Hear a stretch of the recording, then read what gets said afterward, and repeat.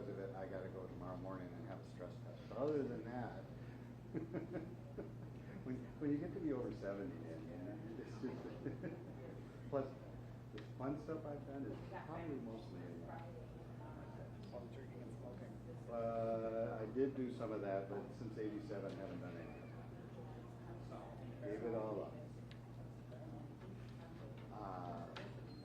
But actually, life is better for it.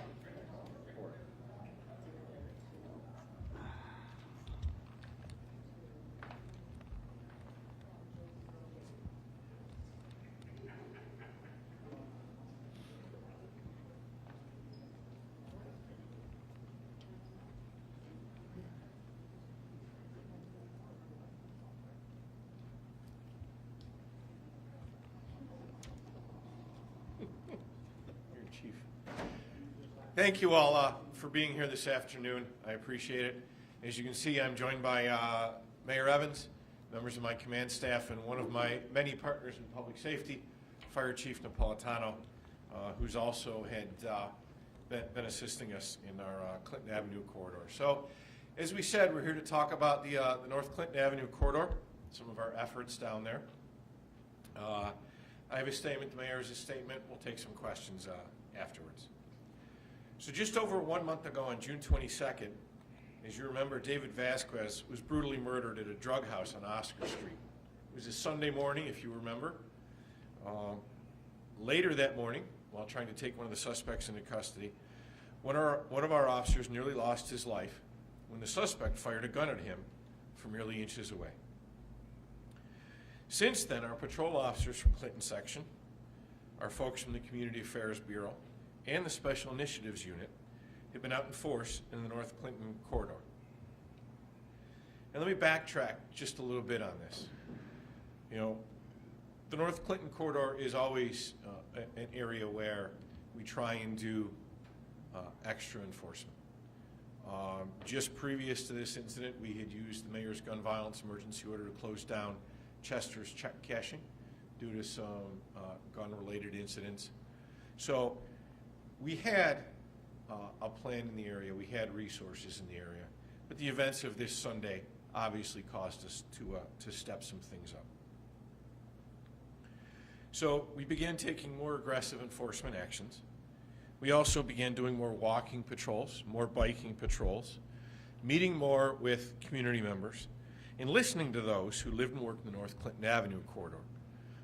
I myself tried to log a few hours every day down there walking with Captain Lucian, who regularly walks in his section, I might add. Met with a lot of those folks firsthand that, you know, I normally wouldn't get to meet because a lot of them own businesses. They don't have time to come to my meetings, you know, our community meetings. So went out, met a lot of them firsthand in the places where they work and where they live. So we listened, and we've been taking action. Over the past month, our special investigation, which is our narcotics section, and the Greater Rochester Area Narcotics Enforcement Team, which is the task force made up of multiple agencies, but headquartered with the RPD, have executed 5 narcotics-based search warrants in the North Clinton corridor area. These warrants have not only recovered narcotics, but firearms as well. Just this morning, the SWAT team executed a search warrant at 1072 North Clinton Avenue. This location, although it looked like a board up and vacant and surrounded by trash, had been a primary source of narcotics in the area. Inside the location, detectives found fentanyl, crack cocaine, and powder cocaine, all packaged for sale. As a result, 2 folks were arrested this morning on the search warrant. Jamie Statt of Webster and Stormy Watts of the city, but not of this neighborhood in the city, have been charged with criminal possession of a controlled substance in the 3rd and 4th degrees, one of which is a B felony, one of which is a C felony. Additionally, an open-air drug market that has been festering at a vacant lot on Murrill Street, a couple hundred yards away, was cleared out this morning.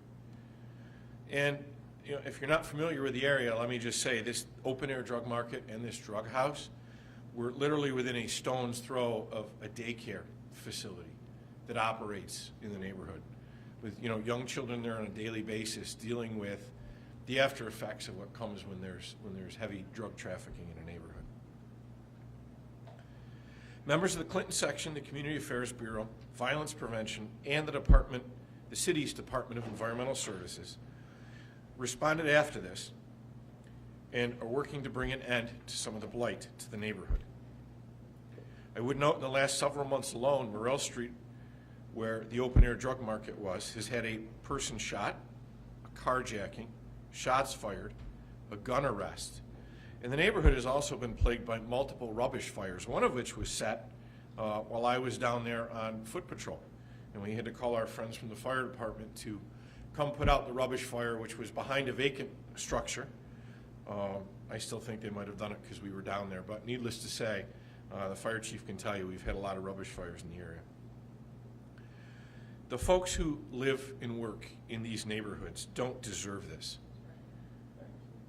Today we took increased action to bring this to an end. As chief, I would like to commend the men and women of the Rochester Police Department. Although they almost lost a brother officer, a captain I might add, a leader in our department, to the violence in the neighborhood, they've all stepped up and responded. That response has not only been enforcement of laws, but listening and working with the residents of the neighborhood to make it a safer place for everyone.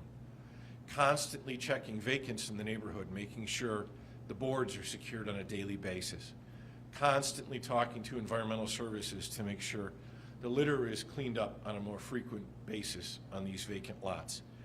And making sure that people are not hanging out for the purpose of drug activity in the neighborhood, on our sidewalks, in these vacant lots.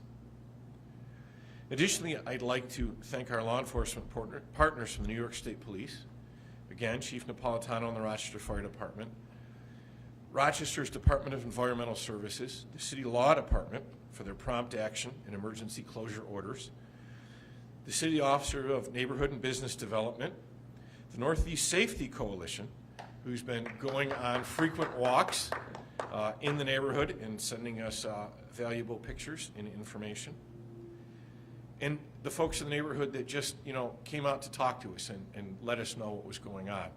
Whether it's the woman who is putting an 8-foot fence around her house on her own, out of her own money, because she just can't take it anymore, to the folks who came up to me and said, can you let folks from the suburbs know that not all these folks are homeless, some of them just have drug addiction, and please stop bringing them food. A lot of folks came out and talked to us. We're not done.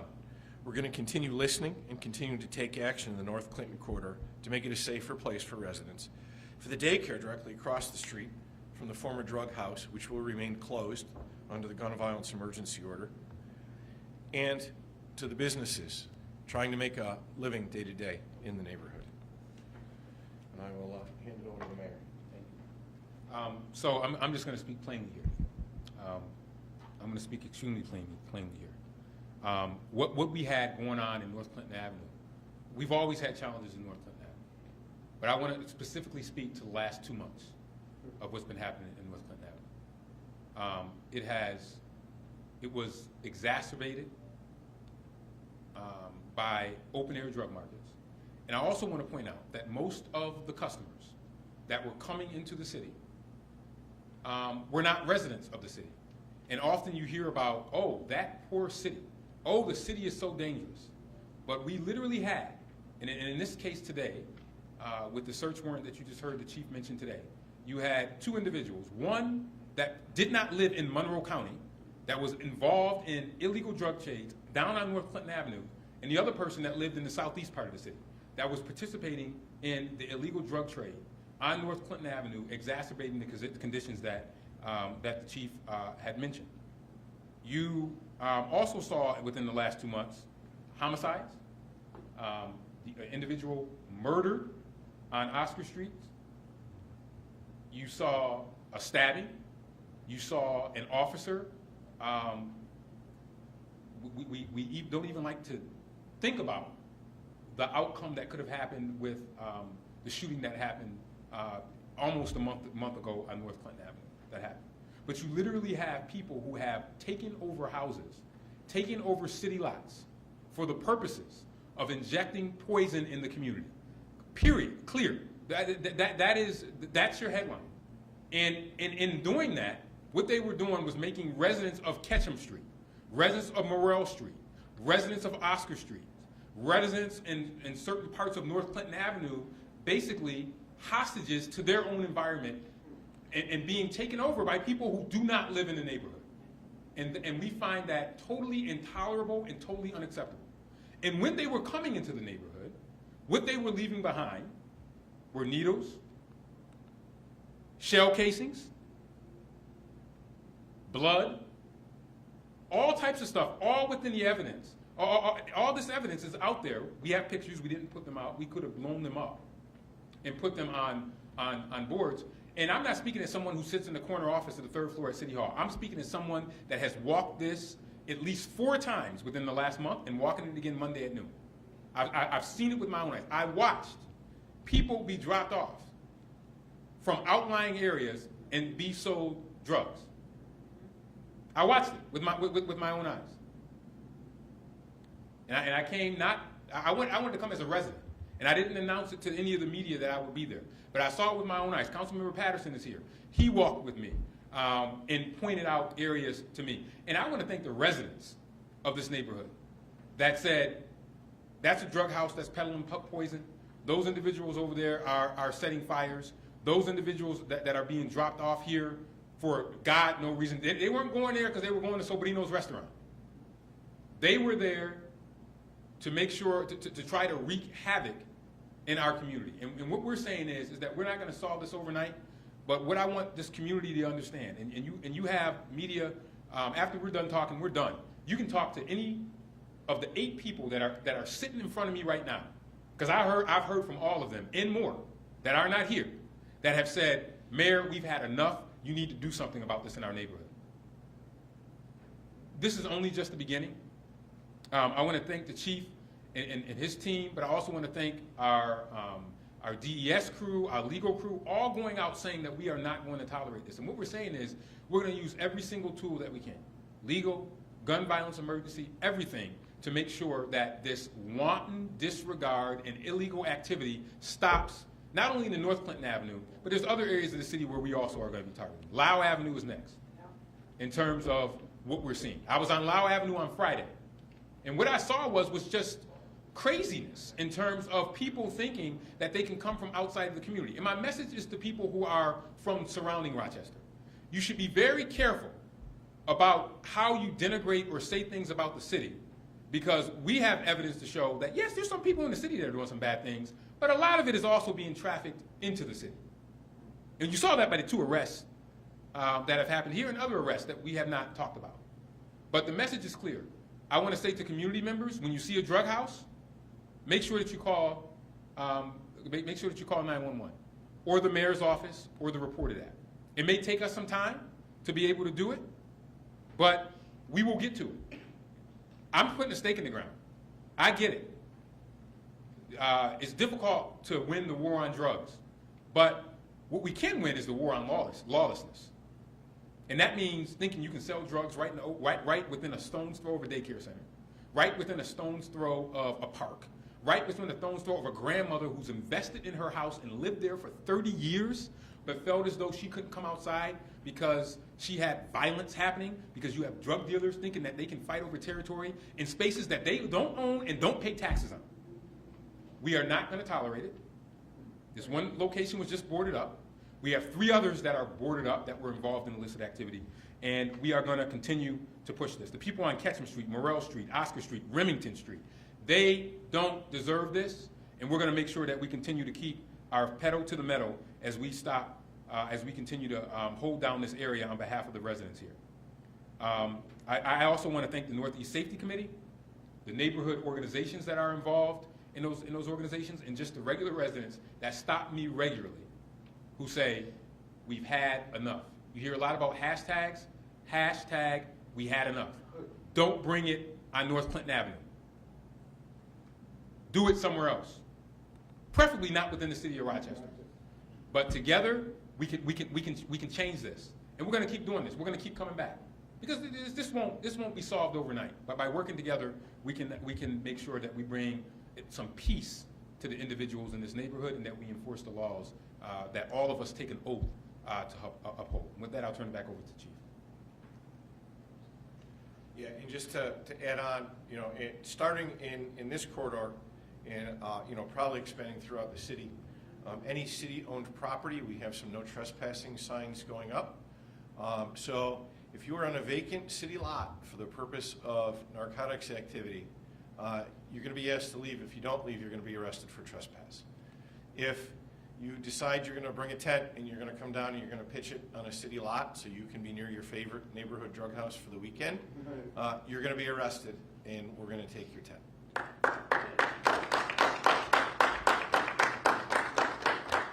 And with that, I'll take a few questions. Chief, I'm wondering what you could tell us about the search warrant that was executed this morning and kind of how that investigation developed. Did it precede the incident a month ago, and how long has that been going on? So I can't give you specific timelines. I can speak in general terms. In order for us to get probable cause to do a search warrant, it does take a certain amount of time to collect the evidence that we need to go before a judge, have a judge issue us a search warrant that we can then execute. So, you know, sometimes we can do that fairly quickly within a few weeks. Sometimes it takes a little bit longer, again depending. So it's been in the works for a little bit. Do we know how long that they've been selling drugs out of that house? It's been on my radar for about the past 4 weeks at least, I can say. I know it was on some of my folks' desks a little bit before that. We've closed it before, and you know, we've had to deal with sales out of there. This time we're using the gun violence emergency order, so it will stay closed. Chief, the mayor had indicated, I believe, that the next enforcement actions would be around the Lyle Avenue area. When is that going to start? Well, some of it's already in the works, though. I was speaking to the Lake Section Captain Cornell, yesterday, and on a section level, they've already implemented some things. They're working with businesses that are having problems, again, with folks who don't belong there loitering. You know, businesses that are just trying to do business, and you got these folks hanging out that aren't patronizing the businesses, don't belong in the neighborhood, whatever. And we're working with the businesses so that we can start making trespass arrests where appropriate to keep these folks moving or where they should be. Chief, it seems like there are dozens of these boarded up homes in the city that is seeing criminal activity. I remember covering a story towards the end of May on Wolf Street where there was a homicide that happened there. You guys are only one force, and I know the mayor says that, you know, this is just the beginning. What is the plan? What is the plan that is going to take effect? I mean, I know you have like a limited force, so Right. how do Well, you guys do it all? So well over the past year, I believe, we put in place working with city security as well as code enforcement, as well as our partners in the fire department, checking on vacants on a routine basis so that we can try and more diligently keep them boarded up, or, you know, as they come up for demolition, if appropriate, get them demolished a little more quickly. A lot of the vacants are not city-owned. So, you know, we have to use code enforcement and other means to try and keep them closed down or boarded up as appropriate.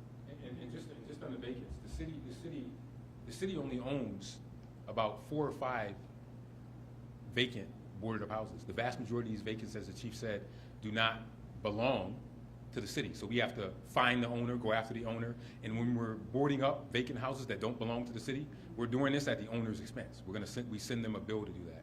One thing we did add in this year's budget is we added a lieutenant.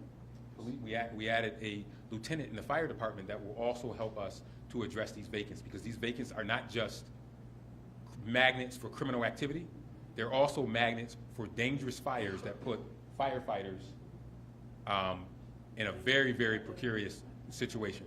And I can use many examples, one of which was on Oscar Street, that if we did not get there fast enough, it could have taken out the entire street. So these vacants are a major, major focus of ours. We have an internal team that ranks the worst of the worst to see what we can do to make sure that they stay boarded up, and more importantly, that we either get them back to their useful life and get someone living in them, or get them taken down.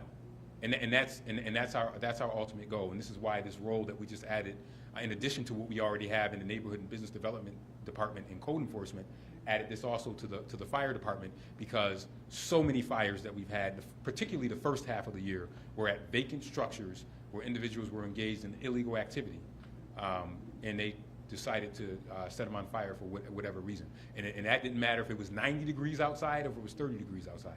But the bottom line is that we can't tolerate that, because it puts the rest of the housing stock in our city in danger, and particularly the housing stock that they're next to in the neighborhoods in danger. I mean, Evan, sorry. How important is it that community steps up and comes to you or comes to the chief? Because a lot of times they call us before they call you. Well, well, first off, most of what we do is based upon the community. That's why we're able to do this, because when me and the chief were out walking, which we do, we were in Charlotte yesterday. We were on North Clinton Avenue, but before, community members have come to us. So a lot of the information that we get, particularly about houses where narcotics are sold, the only way we can really address that is if you keep giving us that information. Because this is a city and a county of 750,000 people. There's no way that we could know all the places where illegal narcotics are sold. And by the way, it's just not the vacant houses where you might see illegal narcotics sold. There's other houses where that look like regular houses where people are doing that, but you have to give us the tip. And because we live in a democracy with probable cause and all those things, every tip is investigated. And that's why I encourage the community. And you can send it anonymously. We have a reported app where you literally could say, 123 Main Street, they're selling drugs out of it. Check it out. That's all you have to do. You don't have to call us. You don't have to do anything else. All you have to do is send that tip, and we'll go after it. But there are many people in this community that said, Mayor, I'm no longer, I've had it up to here. I'm no longer afraid. Here's the address, and you can tell them I gave it to you. Because that's just how tired they are of it. They're sick of it.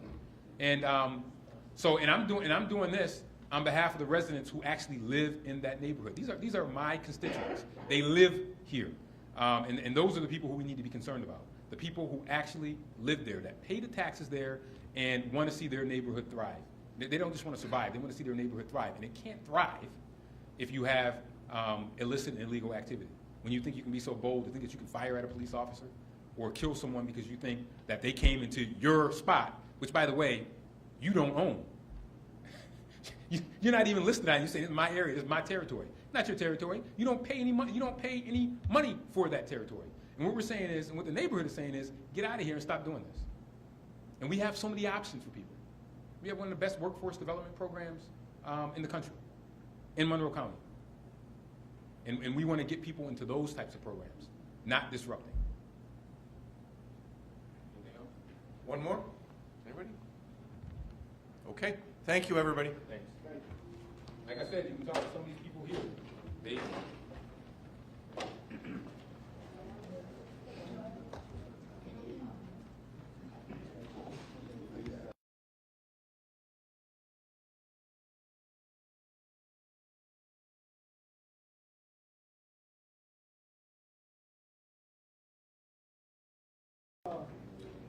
we ain't gotta go nowhere.